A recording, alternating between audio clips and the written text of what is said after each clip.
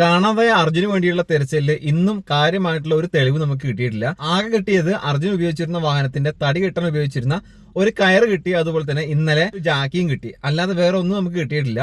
ഇപ്പോഴും ദുരൂഹത ബാക്കിയാണ്. എന്ത് സംഭവിച്ചു അർജുൻ എന്നുള്ളത് ഇപ്പോഴും നമുക്ക് ഉത്തരം കിട്ടാത്തൊരു ചോദ്യമായിട്ട് അവിടെ നിലനിൽക്കുകയാണ്. ഈ ഒരു കാര്യം ഇപ്പോൾ നിലനിൽക്കുമ്പോഴും ഒരുപാട് ആളുകളുടെ ഒരുപാട് വ്യത്യസ്തമായിട്ടുള്ള അഭിപ്രായങ്ങളാണ് വന്നുകൊണ്ടിരിക്കുന്നത്.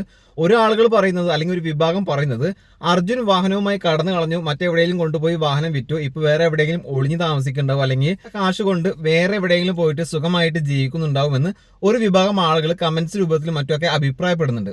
മറ്റു ചില ആളുകൾ പറയുന്നത് ഈ ഒരു അവസരം മുതലാക്കിക്കൊണ്ട് അർജുനെയും അർജുൻ ഉപയോഗിച്ച വണ്ടിയെയും തട്ടിക്കൊണ്ട് പോയിട്ട് അർജുന് വകവരുത്തിയതിനു ശേഷം ഈ ഒരു വണ്ടി മറ്റെവിടെയും കൊണ്ടുപോയി വിറ്റ് കാശാക്കി അവരത് പുട്ടടിച്ച് സുഖമായി ജീവിക്കുന്നുണ്ടാവും. അർജുന്റെ ബോഡി അവർ നശിപ്പിച്ച് കാണും. അതുകൊണ്ടാണ് അർജുനെ കിട്ടാത്തതെന്ന് മറ്റു ചില ആളുകൾ, ഒരു വിഭാഗം ആളുകൾ വേറെയും പറയുന്നുണ്ട്.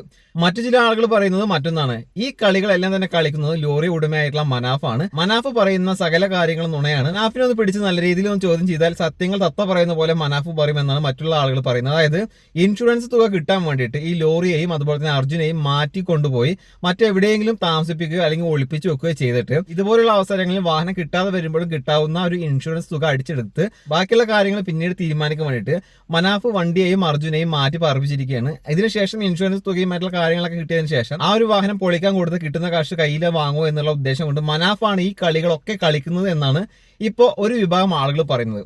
ഒരു കാര്യം നിങ്ങൾ മനസ്സിലാക്കേണ്ട ഒരു കാര്യമുണ്ട്. നമ്മുടെ കയ്യിൽ നെറ്റ് ഉണ്ട്, അതുപോലെ തന്നെ നമ്മുടെ കയ്യിൽ ഫോൺ ഉണ്ട്, സ്മാർട്ട് ഫോൺ കാര്യങ്ങളൊക്കെ ഉണ്ട്. നമുക്ക് അത്യാവശ്യം വിവരം വിദ്യാഭ്യാസമൊക്കെ ഉള്ളതുകൊണ്ട് നമുക്ക് എഴുതാനും വായിക്കാനൊക്കെ അറിയാം എന്ന് കരുതിയിട്ട് തോന്നിവാസം പറയാനുള്ള ഒരു ഇടമായിട്ട് സോഷ്യൽ മീഡിയ കരുതരുത്. അങ്ങനെയുള്ള കരുതുന്ന ആളുകൾക്ക് പറ്റിയ ഒരു പ്ലേസ് അല്ല സോഷ്യൽ മീഡിയ എന്ന് പറയുന്നത്. കാരണം ഒരുപാട് ആളുകൾക്ക് ഒരുപാട് മനോവിഷമം ഉണ്ടാക്കുന്ന കാര്യങ്ങളാണ് ഞാൻ ഈ പറഞ്ഞ 3 വിഭാഗക്കാർ പറഞ്ഞിട്ടുള്ള കാര്യങ്ങളും.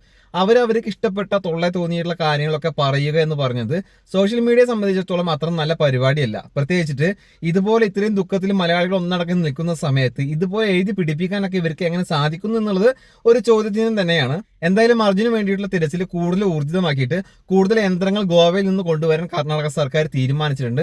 സകല ചെലവും സർക്കാർ തന്നെ വഹിക്കുമെന്നാണ് കർണാടക സർക്കാർ അറിയിച്ചിട്ടുള്ളത്. എന്തായാലും എത്രയും പെട്ടെന്ന് നല്ലൊരു തീരുമാനത്തിലെത്താൻ അവിടെയുള്ള സർക്കാരിനും അതുപോലെ തന്നെ ഈ ഒരു തെരച്ചിൽ നടത്തുന്ന ആളുകൾക്കൊക്കെ സാധിക്കട്ടെ എന്ന് ആത്മാർത്ഥമായി പ്രാർത്ഥിച്ചുകൊണ്ടാണ് ഈ വീഡിയോയുടെ അവസാനിപ്പിക്കുന്നത്.